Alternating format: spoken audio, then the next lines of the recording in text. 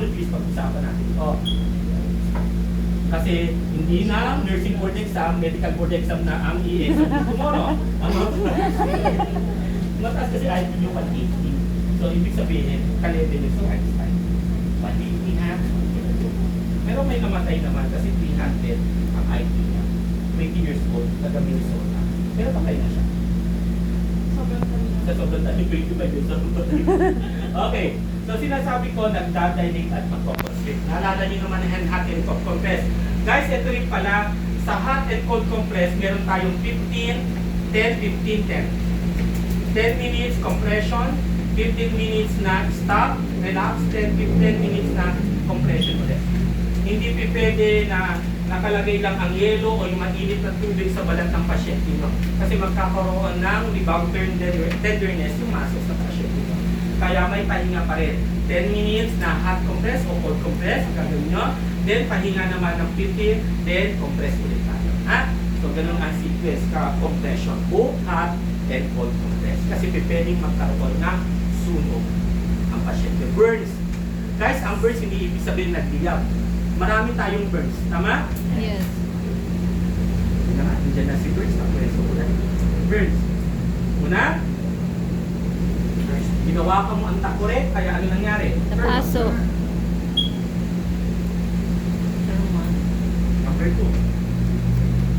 Pumunta tayo ng Boracay, mula alas 9 hanggang alas 10.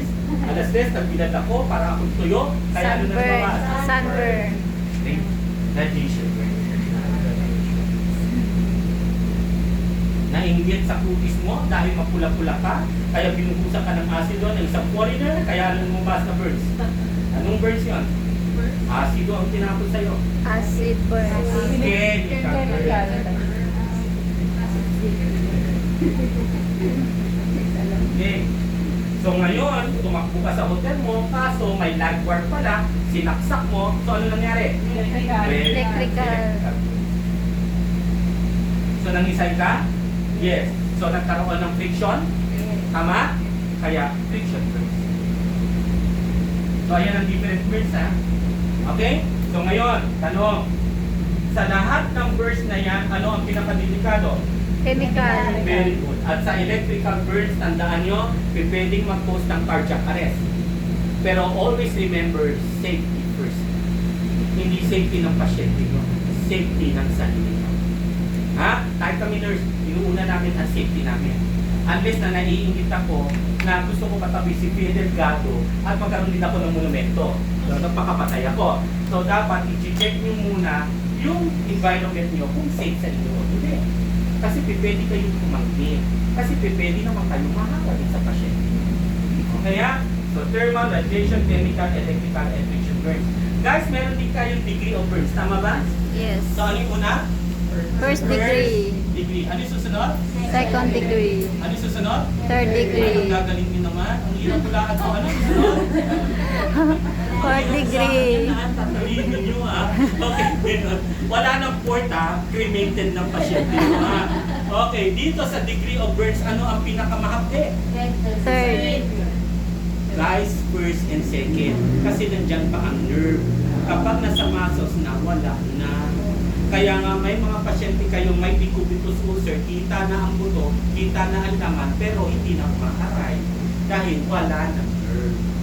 Naintindihan, nerve ang mahalaga. Nerve.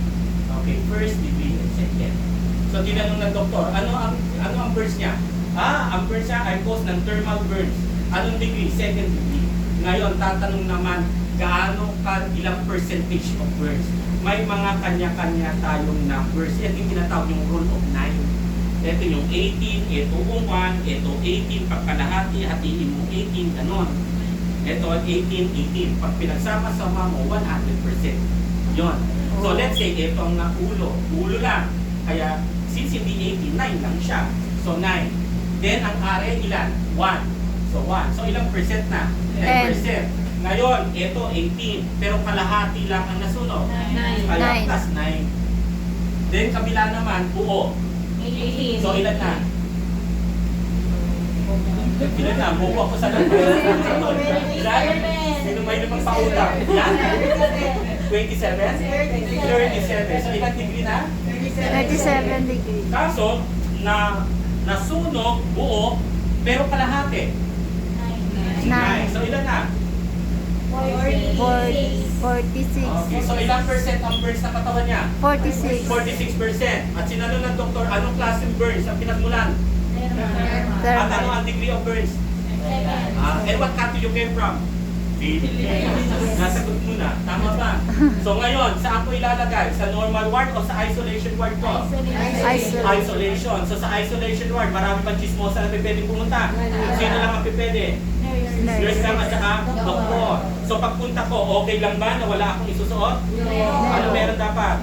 May goggles ako, may PPE, meron akong mask, tama, meron akong gloves, meron akong isolation gowns o PPE, at meron akong shoe bag. Dahil open ang skin. At ito ang first barrier natin. Konting singa ko lang, konting panin ko lang, pwede mag-cause ng infection. So mai-infect ang dugo. So kapag na-infect ang dugo, ano mangyayari sa buhay ng dugo? Hahaba ang buhay o iikli? So nagkakaroon ng lason sa dugo? So nagkakaroon ng septicemia? So kapag nagkakaroon ng septicemia, ano nangyayari sa blood volume? Tumataas o bumababa? So kapag bumababa ang blood volume, yung expect ng circulation ng dugo ay bumababa, bumabagal? Kaya yung expect ng heart rate ay? Kaya yung expect ng blood pressure ay? Kaya yung expect ng pulse rate ay? So pwede ko sabihin na ayan ay mga manifestation at ayan ay mga signs and symptoms ng pasyente nagkakaroon ng septic shock. Kaya mamamatay ang pasyente kung may burns. Kapag wala akong isolation counts, kaya nagkaroon siya ng septic shock, nagkaroon siya ng hypovolemic shock, nagkaroon siya ng cardiac shock, hindi yung shock na tumingin ako sa lamig at nagulat ako sa nakita ko. Okay. Pag sinabing shock, may kinalaman sa volume ng dugo. Ay natandaan nyo ha? Ibig sabihin po, yung mga nagkakaroon na nakakasasabay siya, pwede siya malpractice na mga nisusunod na Pwede. Doon na meron kasi tayo ng mga tinipikol palpas na kung saan after 2 days, nagkakaroon ng carditis o myocarditis. Kasi hindi natin nakikita ang bacteria. Kaya hindi rin natin